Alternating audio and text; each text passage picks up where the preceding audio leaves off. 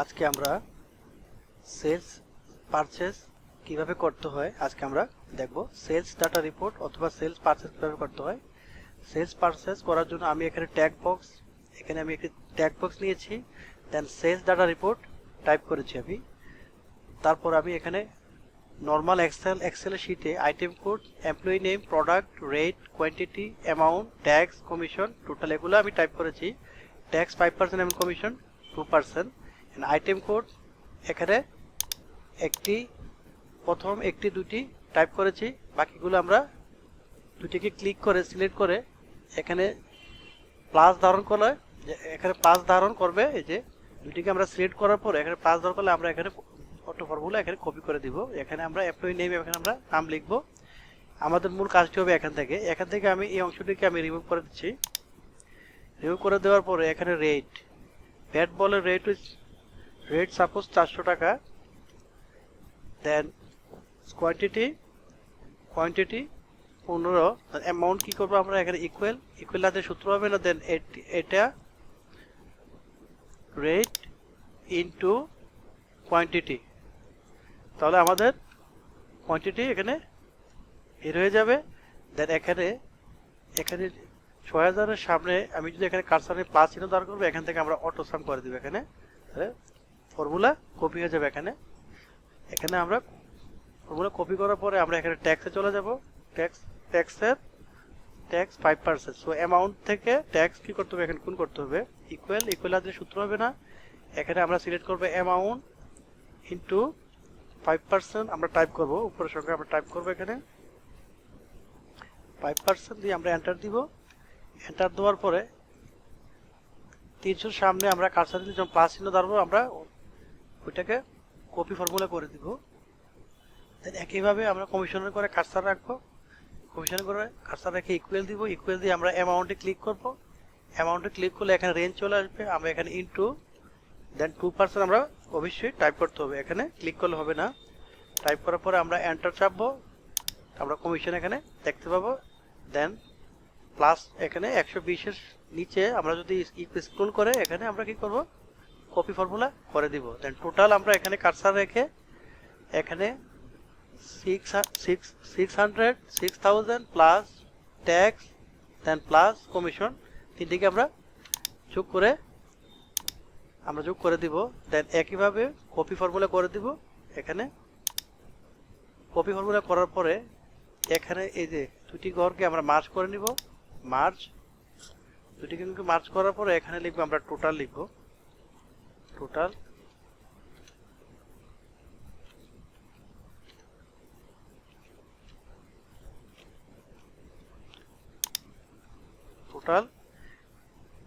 লেখার পরে এখান থেকে অটো সাম চুজ করব।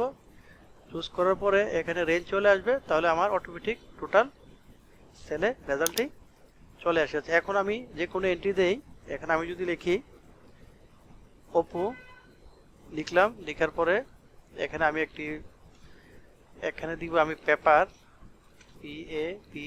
Paper. Then rate 500 per ream. Then quantity 20, automatic amount 5000, tax 250, commission. এইভাবে আমরা একটি সেলস পারচেজ করতে পারি। সো আমাদেরকে মনে রাখতে হবে, যে কোনো সেল পারচেজ অথবা যে কোনো ফরম্যাট আমাদেরকে অবশ্যই মনে রাখতে হবে। এখানে item code, employee name, product, rate, quantity এগুলো এই ফিল্ডগুলো আমাদেরকে অবশ্যই মনে রাখতে হবে। এবং ট্যাক্স কত পার্সেন্ট, কমিশন কত পার্সেন্ট, এগুলা গুণ হবে। যেহেতু কোয়ান্টিটি 15 আর রেট এখানে আমরা দেখতে পাচ্ছি 400, তাহলে অফকোর্স এখানে গুণ হবে। অ্যামাউন্ট করে কার্সার রেখে এটা গুণ করতে হবে। এভাবে আমরা একটি সেলস ডাটা রিপোর্ট করতে পারি। এখন সেলস ডাটার রিপোর্টের উপরে আমরা কিছু কমন প্রয়োগ করব এক্সেলের। যেমন ইনসার্ট থেকে আমরা এখানে যদি পিকচার অ্যাড করি, আমরা পিকচারে সিলেক্ট করব। পিকচার সিলেক্ট করার পরে এখানে আমরা কারেন্ট টাইম আনতে পারি, কারেন্ট ডেট আনতে পারি। আমরা এখানে একটি পিকচার আমরা এখানে এজ এ জলছাপ দিব কিভাবে। এখানে পিকচার থেকে আমরা ডেস্কটপে চলে যাব।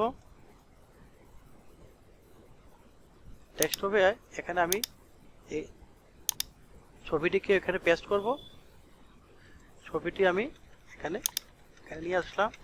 দেন এখানে আমি বাইরে ক্লিক করব। বাইরে ক্লিক করলে আমি ছবিটিকে জলছাপ হিসেবে দেখতে পাচ্ছি। এখন ছবিটিকে আমি আরো বেশি,